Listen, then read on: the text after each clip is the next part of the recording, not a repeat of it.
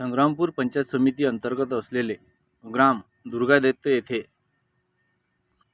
जीर्ण झालेली पाण्याच्या टाकी विरोधात तथागतभाई अंबोरे यांनी काही दिवसापूर्वी पंचायत समिती मार्फत निवेदन सादर केले होते। जीर्ण झालेल्या पाणी टाकी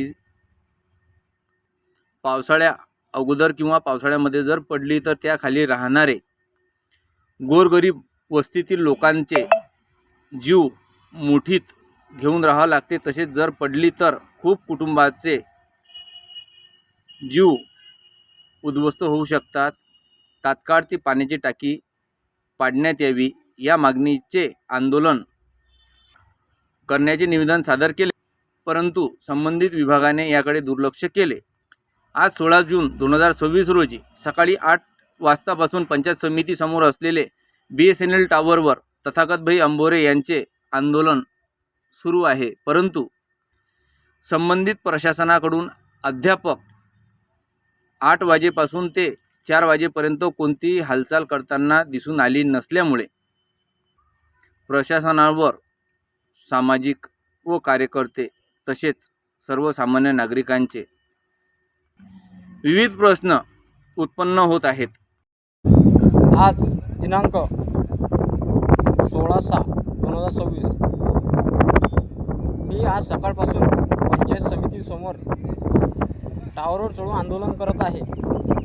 तरी संबंधित अधिकारी पंचायत समितीचे व ग्रामीण पुरवठा अधिकारी पाणी पुरवठा यांच्या कुठल्याही कर्मचारी आतापर्यंत इथं हजर झालेला नाही।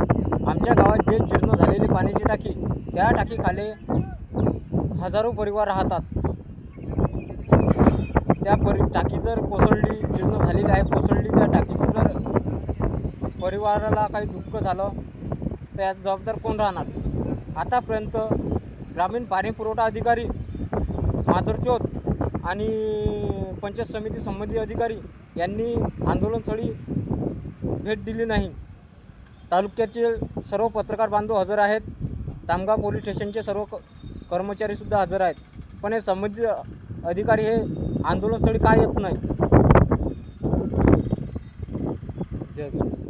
तुमचा माणूस टावरवर काऊन चढून बसला?